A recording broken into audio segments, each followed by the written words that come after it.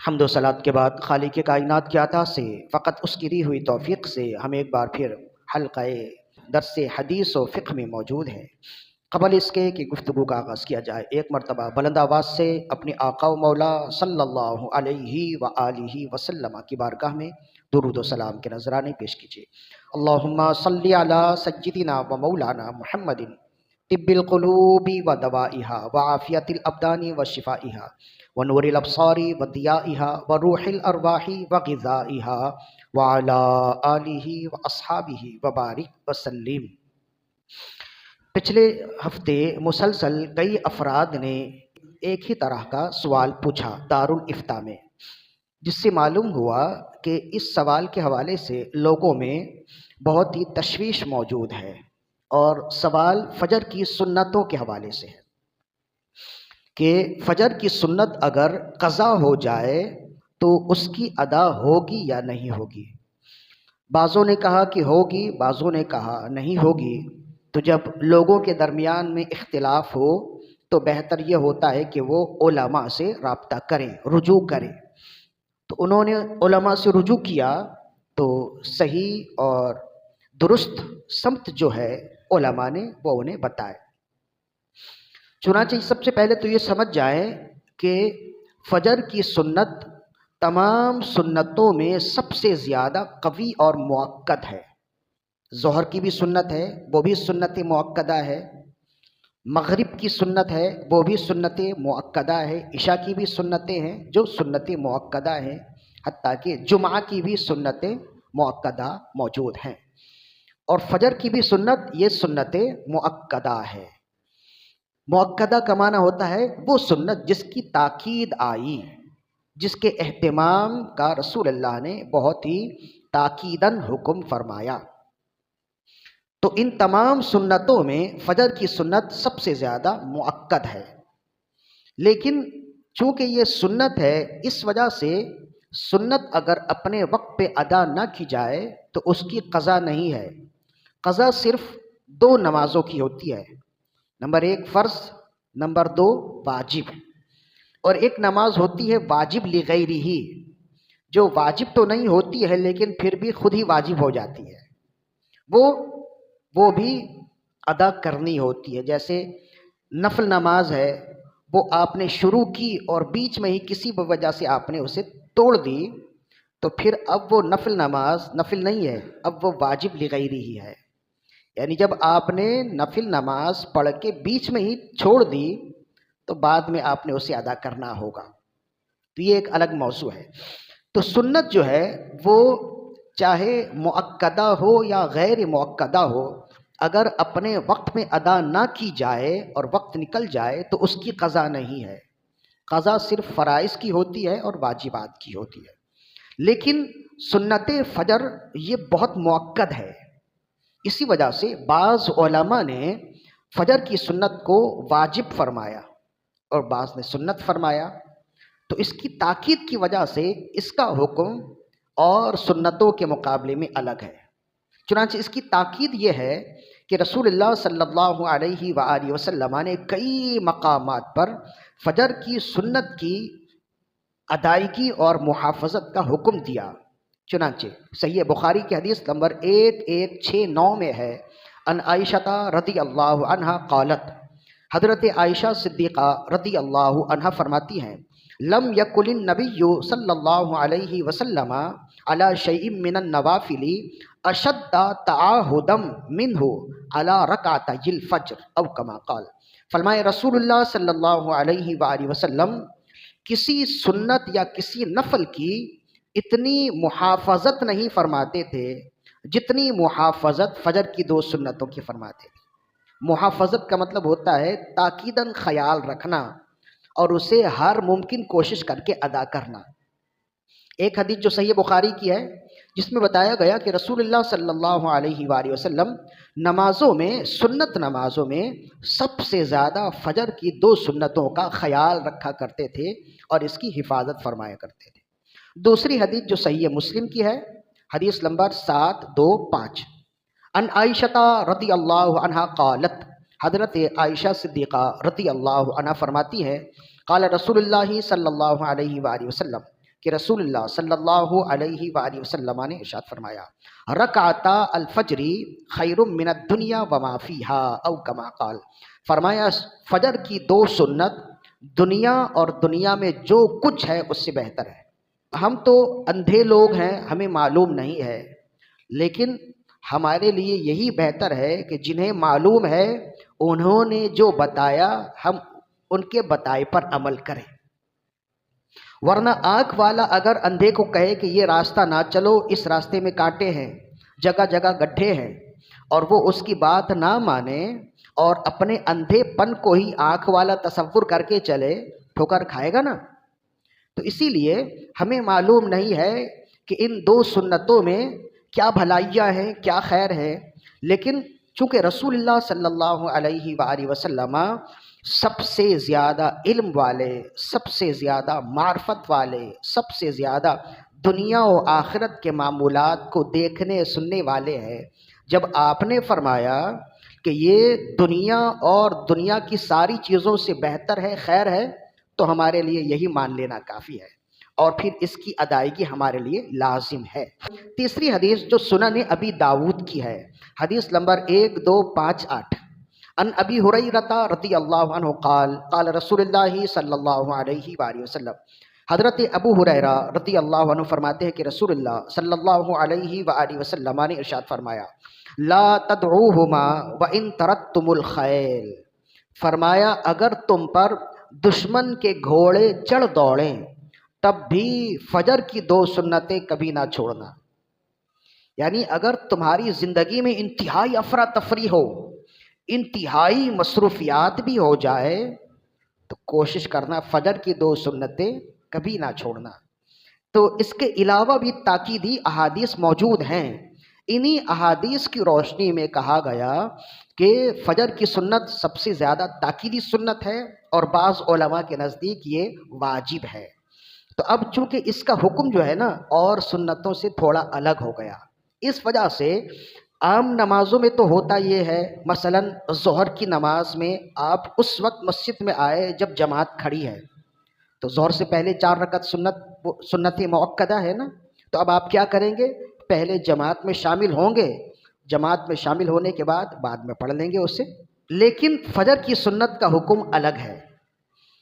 عام نمازوں کے لیے تو یہ ہے کہ جب جماعت کھڑی ہو گئی تو مسجد میں جماعت میں شامل ہو، دوسری نمازوں میں نہ آئے، اس لیے کہ یہ بھی خود رسول اللہ صلی اللہ علیہ وآلہ وسلم کا فرمان ہے کہ آپ نے ارشاد فرمایا اذا اقیمت الصلاۃ فلا صلاۃ الا المکتوبۃ، جب جماعت کھڑی ہو جائے تو سوائے جماعت کی نماز کے کوئی نماز نہیں ہے، سوائے فرض نماز کے کوئی نماز نہیں ہے۔ اسی وجہ سے ظہر میں آپ آئے تو جماعت کھڑی ہے تو پھر آپ سنتیں نہیں پڑھیں گے، آپ نماز میں شامل ہو جائیں گے اور وہ سنتیں بعد میں فرض کے بعد ادا کریں گے۔ لیکن فجر کی جو سنت ہے نا، یہ بہت تاکیدی سنت ہے، تو اس کے لیے چند احکام ہیں جو اور سنتوں سے الگ ہے۔ اب اس میں ایک صورت تو یہ ہے کہ فجر میں نمازی مسجد میں اس وقت داخل ہوا کہ جماعت کھڑی ہے، فجر کی فرض کی جماعت کھڑی ہے، تو اب ایسی صورت میں حکم یہ ہے کہ اگر اسے یقین ہو کہ وہ 2 رکعت سنت پڑھنے کے بعد جماعت میں شامل ہو جائے گا تو وہ 2 رکعت پہلے پڑھے اور پھر جماعت میں شامل ہو۔ اب جماعت میں شامل ہونے سے مراد پہلی رکعت ہے، دوسری رکعت ہے، کتنی ہے؟ فرمایا آخری جو رکن ہے نا وہ قاعدہ آخرہ ہے، بلکہ 2 رکعت میں تو ایک ہی قاعدہ ہے، آخری جو اتحیات میں بیٹھتے ہیں۔ فرمایا کوئی شخص مسجد میں داخل ہو اور جماعت کھڑی ہے اور اسے اس بات کا یقین ہو کہ وہ فجر کی سنت ادا کرنے کے بعد امام کے ساتھ قاعدہ میں بھی داخل ہو جائے گا، شامل ہو جائے گا، تو وہ سنت نہ چھوڑے، پہلے سنت پڑھے پھر نماز میں فرض کی نماز میں امام کے ساتھ شامل ہو جائے، خواہ اسے قاعدہ ہی ملے تو اس کی جماعت مل گئی، اسے جماعت کا ثواب مل جائے گا۔ یہ حکم صرف فجر کی سنت کے بارے میں ہے۔ اور جب وہ جماعت کھڑی ہونے کے وقت میں مسجد آئے اور سنت پڑھنے کا اہتمام کرے گا تو وہ صفوں میں داخل ہو کر سنت نہ پڑھے، اس کے لیے کہا گیا کہ باہر برآمدے میں پڑھ لے یا کونے میں پڑھے، تاکہ جو لوگ صف کے اندر موجود ہیں صف میں کسی طرح کا کوئی مسئلہ نہ ہو۔ ایک حکم ہے، یہ حکم صرف فرض کے لیے، یہ فجر کی سنت کے لیے ہے کہ آخر قعدہ میں بھی اگر آپ شامل ہو جائیں گے، اگر آپ کو یقین ہے تو آپ فجر کی سنت پڑھ لیں گے۔ اور عام طور پر ایسا ممکن ہی ہے، اس لیے کہ فجر میں قرات عام نمازوں سے زیادہ ہوتی ہے، فجر میں تلاوت عام نمازوں سے زیادہ ہوتی ہے۔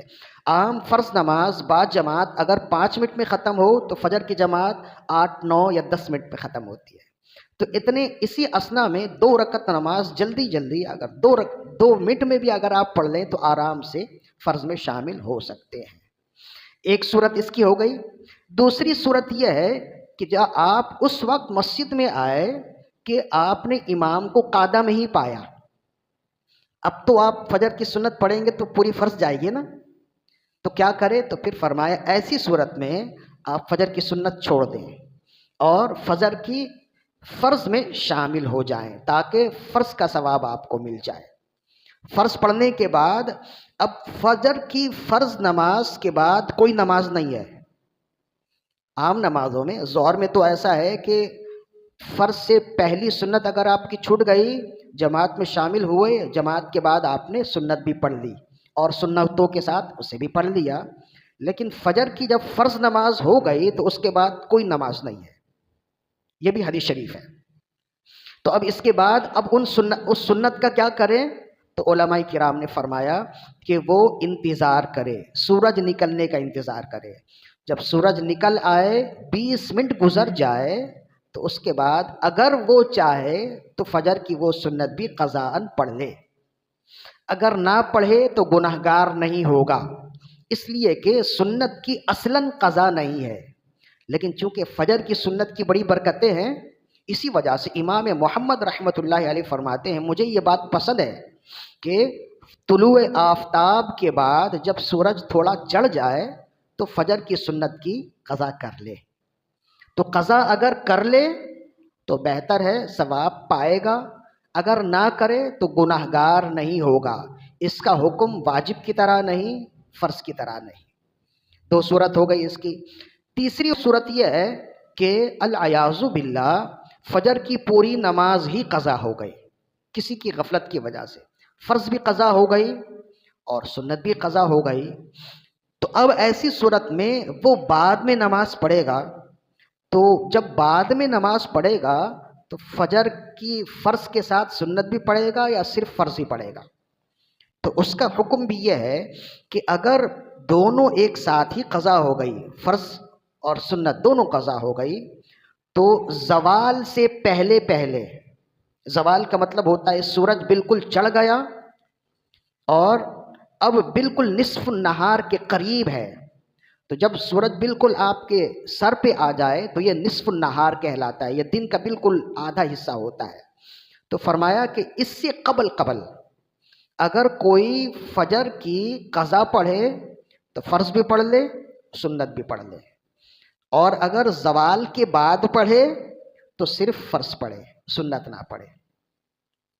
تو عام طور پر ایسا بھی ہوتا ہے کہ فجر کی نماز چھوٹ گئی تو جب ظہر میں آتے ہیں نا تو پھر ظہر میں یا تو گھر سے پڑھ کر آتے ہیں یا پھر ادھر ہی پڑھ لیتے ہیں۔ تو ایسی صورت میں جب فجر کی قضا ظہر کے وقت میں پڑھیں گے تو سنت نہیں پڑھیں گے، صرف فرض پڑھیں گے۔ اگر ظہر سے پہلے، زوال سے قبل اگر آپ پڑھ لیں تو سنت بھی پڑھ سکتے ہیں اور فرض بھی پڑھ سکتے ہیں، دونوں کا ثواب ملے گا۔ 3 صورت ہو گئی اس کی۔ آخری صورت یہ ہے کہ کسی کی نماز بہت پرانی قضا ہے، جسے کہتے ہیں قضائے عمری۔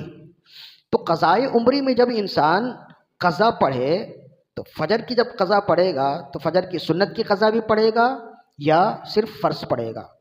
تو تیسری صورت سے تو بات سمجھ میں آ گئی کہ جب اسی دن کی قضا پڑھے، اگر زوال سے پہلے پڑھ لے تو سنت کے ساتھ پڑھے گا، اگر زوال کے بعد پڑھے تو صرف فرض پڑھے گا۔ جب اسی دن میں یہ قاعدہ ہے تو قضائے عمری میں بھی یہی قاعدہ ہے کہ قضائے عمری جب پڑھ رہا ہے تو ظاہر ہے کہ وہ زوال کے بعد ہی پڑھ رہا ہے نا، تو ایسی صورت میں فجر کی صرف فرض پڑھے گا، سنتیں نہیں پڑھے گا۔ تو یہ فجر کی سنت سے متعلق یہ 4 عمومی صورتیں ہیں۔ اگر وہ مسجد میں آیا، جماعت کھڑی ہے، تو وہ کیا کرے؟ تو کہا گیا اختصاراً کہ اگر اسے یقین ہے کہ وہ پوری سنت پڑھنے کے بعد امام کے ساتھ قعدہ میں بھی شامل ہو سکتا ہے تو اس کے لیے لازم ہے کہ وہ فجر کی سنت پڑھ لے۔ دوسری صورت یہ ہے کہ وہ آیا ہی دیر سے اور امام قعدہ میں ہے فجر کی جماعت کے، تو فرمایا پھر وہ امام کے ساتھ شامل ہو جائے، اور فجر کی سنت جب سورج نکل آئے اور اس نکلنے کے 20 منٹ ہو جائیں تو 20 منٹ کے بعد وہ فجر کی سنت کی قضا پڑھ لے۔ تیسری صورت یہ ہے کہ فجر کی پوری نماز ہی قضا ہو گئی، اب اگر وہ طلوع آفتاب کے بعد زوال سے پہلے پہلے پڑھے گا تو فرض بھی پڑھ لے، سنت بھی پڑھ لے، اگر زوال کے بعد پڑھے گا تو سنت نہ پڑھے، فرض پڑھے۔ چوتھی صورت یہ ہے کہ قضائے عمری پڑھ رہا ہے تو کیا کرے؟ تو قضائے عمری میں صرف فرض اور واجب کی قضا ہوتی ہے، سنتوں کی قضا نہیں ہوتی ہے۔ تو یہ چند صورتیں تھیں، اکثر و بیشتر لوگوں کے درمیان میں اس میں گفتگو بھی ہوتی ہے، اسے یاد رکھیں گے، سمجھ کے رکھیں گے تو بتانے میں اور عمل کرنے میں آسانی ہوگی۔ اللہ تعالیٰ سے دعا ہے کہ ہماری آج کی حاضری اپنی بارگاہ میں قبول و مقبول فرمائے۔ وما علینا الا البلاغ المبین۔